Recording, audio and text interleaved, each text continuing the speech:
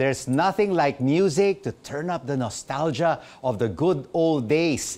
And those who want to go back to the 70s could do so through this upcoming OPM concert on September 15. Joining us now is rock legend Mike Hanopol. All right. And WADAB member and PhilSCAP President Nonoy Tan. Nako, good evening po sa inyong dalawa. Evening. Grabe. Evening. Tugtugan, sintenta. Dos. Yes. Nako, pangalawa na pala ito. Pangalawa na yan. Nako, nostalgia, Nonoy, really Yes. goes a long, long way, especially for OPM music, no? Yes, yes. Oo. Nostalgia overload. Nostalgia overload. Yes, sobrang-sobra. Lahat ng mga OPM icons ng 70s andiyan ngayon. Magkasama siya. Bakit napaka-popular ng the 70s?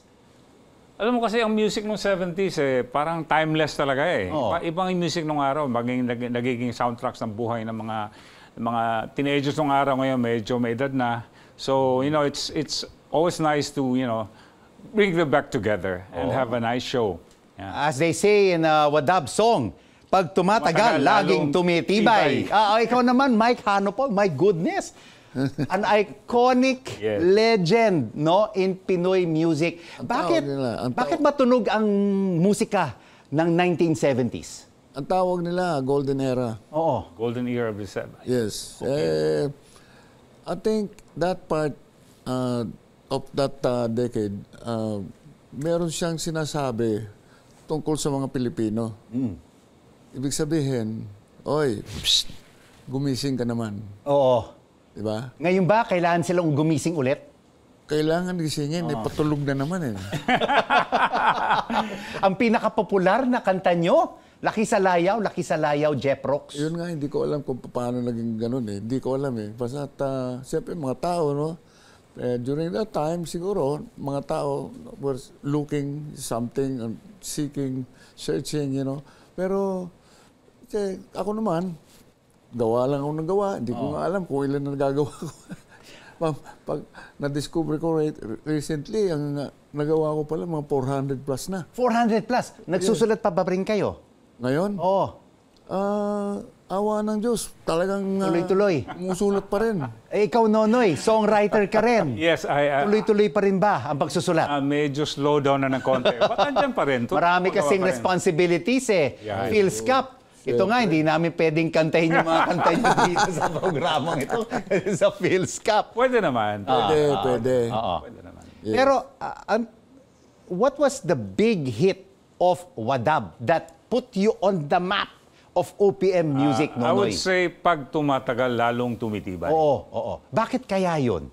How did it resonate with the listeners at that time? Siguro yung sa title itself pa lang, pag tumatagal, lalong tumitibay. Marami makaka-relate. Parang marriage, no? Yes. O relationship. In a relationship na habang tumatagal, dapat lalong tumitibay.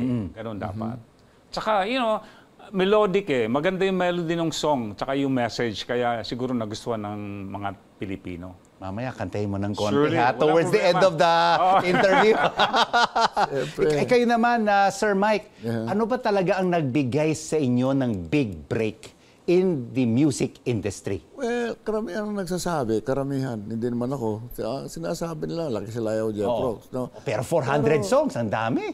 Ang sinulat Pero ninyo. actually, lahat yon kung pag-aaralan ng mga Pinoy, at meron talaga silang matukuha, may matututunan, lyric-wise, music-wise. Ang problema lang kasi natin dito sa musika na ito na Golden Era, ang instrumento niya, hiram pa rin. Hiram.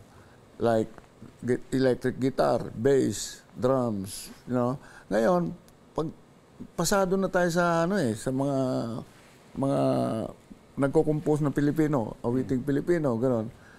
Okay na yun. Kaya lang, paano mo lalagyan ng accompaniment yung ganyan para maging Pinoy? Kasi we are all seeking here now of what is Filipino. Oo. Kasi if you will ask anybody from the airport, Filipino ka ba? Oh yes. How come? I was born in Pasig. Oh yeah. Next question is, what is Filipino? Oo.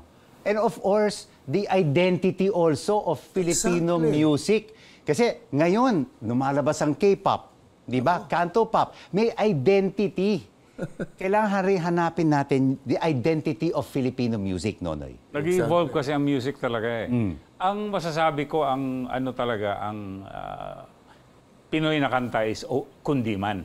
Yes. Pero nag-evolve na kasi, nag-evolve na talaga ang music eh. Like before, sa recording namin, gaya na sabi ni Mike, puro analog nung araw. All is recorded live. Ngayon, nasa computer na lahat. Oo. So, tsaka mapapansin mo, nag-iiba na yung music eh. Nung 70s, very melodic yung mga songs, pati letra talagang tatama sa puso mo. Exactly. May hugot. May hugot talaga, May hugot. yan, may hugot talaga. At ang tawag doon, yung hook. Yung hook. Kaya ngayon, ang manunod ng inyong concert, tugtugan si Tenta Dos. Dos. No? Are, of course, the people from our generation. Di ba? Yeah. Yung mga baby boomers. Pero sa palagay nyo, are you connecting as well with the Gen Zs and with the millennials? I think with that golden era, Pinoy rock, Oo. 70s, I think that's the beginning. Only the beginning. Now, what's going to happen is, since we are already in that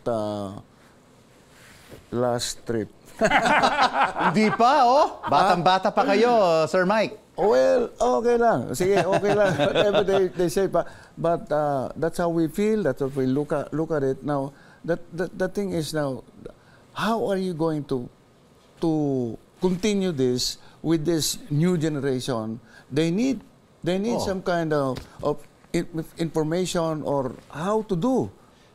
Kagaya kasi. Pero your songs, no? And the songs of Wadab and Mike Hanapol and all the other bands will be forever hits. And they're also sung in karaokes and they're reimagined by other artists. Now, that's the problem. The main problem is how to get the audience, the Filipino, with this kind of music, you know. What kind of music?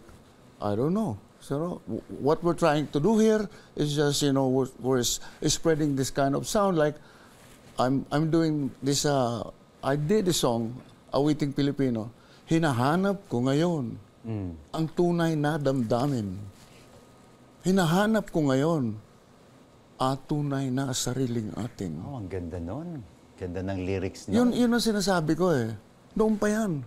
Pero ang nangyayari ba ngayon, Nonoy, is kumukopya na lang tayo from Western covers, ang ating P-pop. Kumukopya rin tayo sa mga K-pop at saka yung ating mga rap and hip-hop. Wala na tayong originality. Kagaya nung 70s music and 80s music. Kasi ganito yan eh. Ang music kasi natin talagang influenced by Western music. And ako naman, I always believe na a good song transcends time, style, trend, whatever it is. So, ang akin, parang baka magulat ka, yung mga kanta ng mga 70s nung araw, kinakanta ng mga bata ngayon. In fact, yung banda ko, pag nag-show kami, maraming mga batang nanonood. Tinatanong namin, alam nyo, yes sir, alam namin yung mga kanta. Wadab, merong parang ulap and ang jeepney. Jeepney, yes. So, okay. This concert is taking place on September 15. Hindi lang naman si Lea Navarro at Marco Sison ang kakanta. Sino pa bang ibang Yung kasama namin kakanta? si Sampaguita, Wow! si Mike Hanupol, Hagibis, Joey Band of the... Legs. Yeah, Joey Band of the Boyfriends. Saka Ano ba yung isang hagibis? Katawan. Katawan. kasama rin namin dito si Mali Rigor and Monet VST and Gascal of Company. VST and Company. Saka si Ray Magtoto, kasama ko sa Wadab, saka si Mones P. of Labuyo. And where will this be taking place, Sir Mike? Sa Newport. World Resorts. World Resorts. Resort, Yes. Okay, apart from Laki Salayaw, ano ba bang ibang kakantahin ninyo, Naku. Sir Mike? Siyempre. Don't tell me lahat ng mga 400 songs ninyo. Hindi naman. Ang dami magagalit. Ito, number 1. Ako yung Phil's Cup. Hindi. Ano lang, yung mga importante lang para sa mga bata. Para sa mga bata. Kenkoy, Laki Salayaw, mga ganon.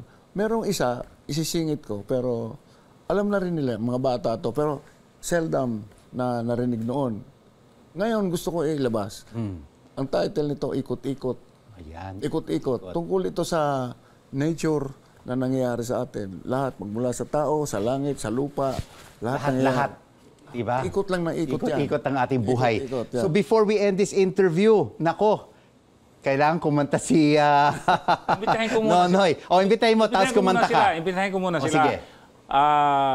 We'd like to invite everyone to watch our show sa September 15th at the Newport Performing Arts Theater sa Newport World Resorts. Buy your tickets now. Paubos na po. Baka maubos na kayo ng ticket. Manood na kayo. Maraming salamat. Maraming salamat. Nonoy Ay, Tan. nakalimutan ko. Oh, may nakalimutan pa. Ang producers pala namin Yes. dito is Zonta Club of Makati Ayala and Makati, Rotary Club of Makati San Lorenzo. Yan, maraming salamat rin kay Mark Manalang. Yes, Hindi ang pa aming nanonood line ngayon. producer si Mike Manalang. Salamat. Maraming salamat, Mike Hanopol Thank you and for having Nonoy us. Tan. Thank you. And good luck with the concert. Thank you. Okay.